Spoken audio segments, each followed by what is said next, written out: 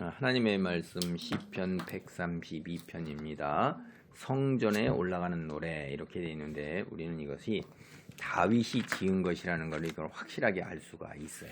왜냐하면 1절에 이렇게 되어 있습니다. 여호와여 다윗을 위하여 그의 모든 겸손을 기억하소서.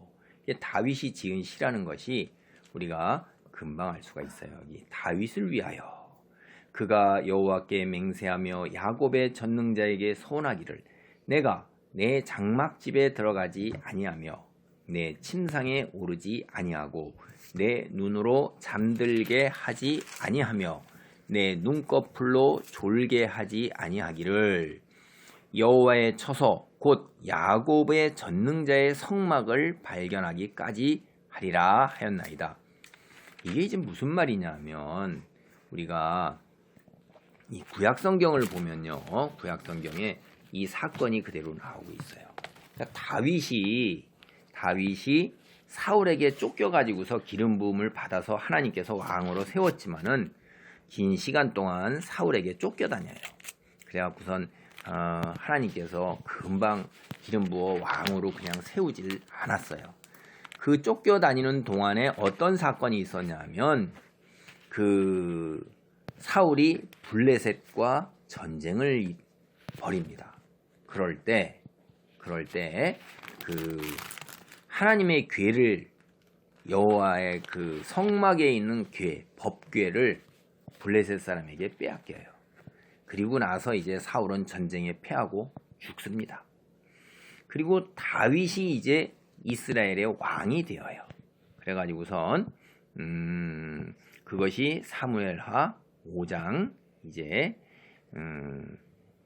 2절 이렇게 나옵니다. 전에 곧 사울이 우리의 왕이 되었을 때에도 이스라엘을 거느려 출입하게 하신 분은 왕이시었고 여호와께서도 왕에게 말씀하시기를 내가 내 백성 이스라엘의 목자가 되며 내가 이스라엘의 주권자가 되리라 하셨나이다 하니라. 이렇게 이에 이스라엘의 모든 장로가 헤브론에 이르러 왕에게 나오매 다윗 왕이 헤브론에서 여호와 앞에 그들과 언약을 맺음에 그들이 다윗에게 기름을 부어 이스라엘 왕으로 삼으니라. 이렇게 이스라엘 왕이 되었을 때 이제 6장을 보면 하나님께서 이제 하나님께서 그 다윗에게 궤를 블레셋에게 빼앗겼던 궤를 이제 여호와의 궤를 가져오는 은혜를 베푸셔요. 그래서 6장 1절 2절이 이렇게 있습니다. 다윗이 이스라엘에서 뽑은 무리 3만 명을 다시 모으고 다윗이 일어나 자기와 함께 있는 모든 사람과 더불어 바알레유다로 가서 거기서 하나님의 궤를 메어 오려 하니 그 궤는 그룹들 사이에 자정하신 만군의 여호와의 이름으로 불리는 것이라. 그래갖고 이 궤가 블레셋에서 빼앗긴 거를 블레셋을 쳐서 다윗이 쫓아버리고 그 다음에 승리한 후에 하나님의 빼앗겼던 궤를 다시 가져오는 거예요. 가져오는데 이 여호와의 궤를 움직일 때 웃사와 그 다음에 아효가 새 수레를 몰아요. 그래서 그들이 나곤의 타작마랑에 이르렀을 때 이제 소들이 뛸 때 웃사가 손을 들어 하나님의 궤를 붙드니까 여호와 하나님께서 웃사가 잘못함으로 말미암아 그를 쳐서 그가 궤 곁에서 죽어요. 그래갖고선 이게 두려우니까 다윗이 여호와를 두려워해서 여호와의 궤가 어찌 내게 오리요 하고 거기다 놔둡니다. 근데 놔둘 때 그게 가드 사람 오벳 에돔의 집에 이제 그 궤가 있으니까 석 달 있는데 하나님께서 오벳 에돔과 그의 온 집에 복을 주시니까 이제 다윗이 다시 궤를 기쁨으로 메고 오벳 에돔의 집에서 다윗성으로 올라가는 거예요. 이 사건을 배경으로 해서 오늘 이 시편 132편을 다윗이 하나님께 기도하고 찬송을 올리는 거예요. 그러니까 하나님의 궤를 이제 이렇게 모셔오기까지 장막에 집에 들어가지 않고 침상에 오지 않고 잠들지 않겠다 이 말이에요. 열심을 내서 그 일을 먼저 최우선으로 하겠다 이 말이에요. 그래서 132편의 6절부터 봅니다. 우리가 그것이 에브라다의 땀을 들었더니 나무밭에서 찾았도다. 우리가 그의 계신 곳으로 들어가서 그의 발등상 앞에 엎드려 예배하리로다. 여호와여 일어나사 주의 권능의 기와 함께 평안한 것으로 들어가소서. 주의 제사장들은 의를 옷 입고 주의 성도들은 즐거이 외칠지어다. 주의 종 다윗을 위하여 주의 기름 부음 받은 자의 얼굴을 외면하지 마옵소서.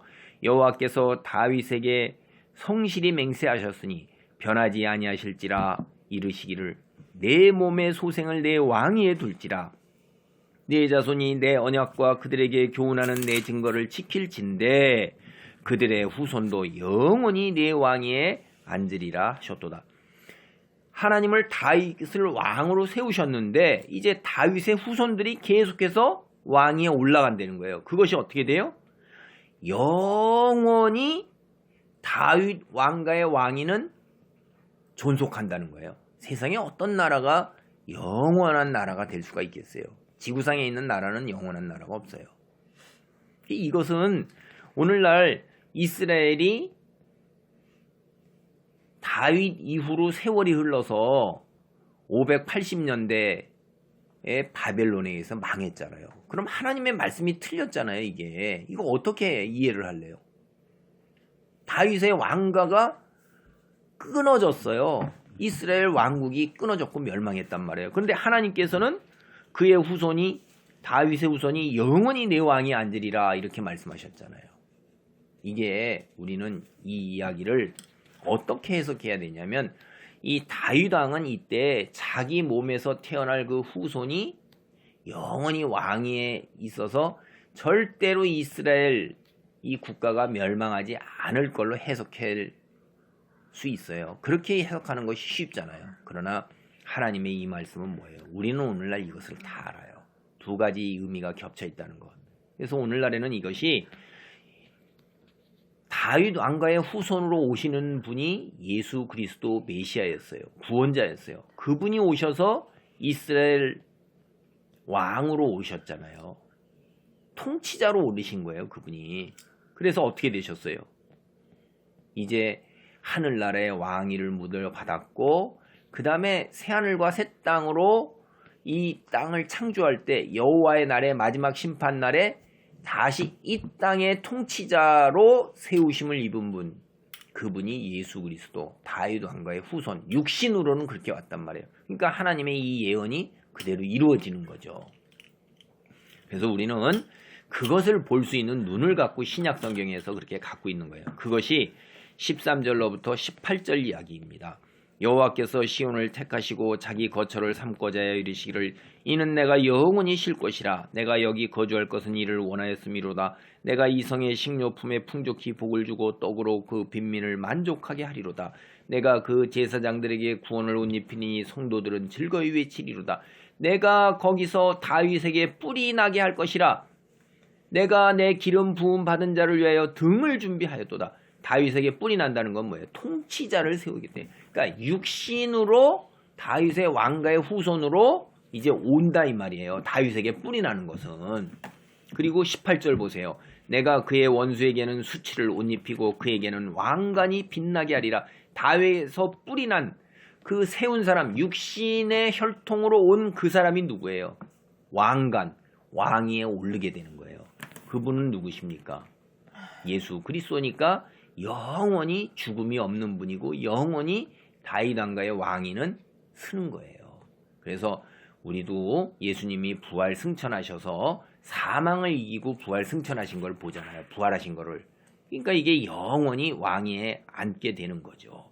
그래서 우리가 오늘 이 예언이 그대로 이루어진 것을 신약 성경을 통해서 봅니다. 그래서 구약 성경의 이 이야기가 단순히 다윗 왕가의 그 하나님께서 은총을 베푸는 것뿐만이 아니라 그것이 하나님 참 놀라운 우리 예수 그리스도에 대한 예언이라는 걸 알 수가 있어요. 사무엘하 7장 12절로 13절 보면 이렇게 되어 있습니다. 내 수완이 차서 내 조상들과 함께 누울 때 내가 내 몸에서 날 내 씨를 내 뒤에 세워 그의 나라를 견고하게 하리라. 다윗의 몸의 후손 그 왕으로 세우겠다는 거예요.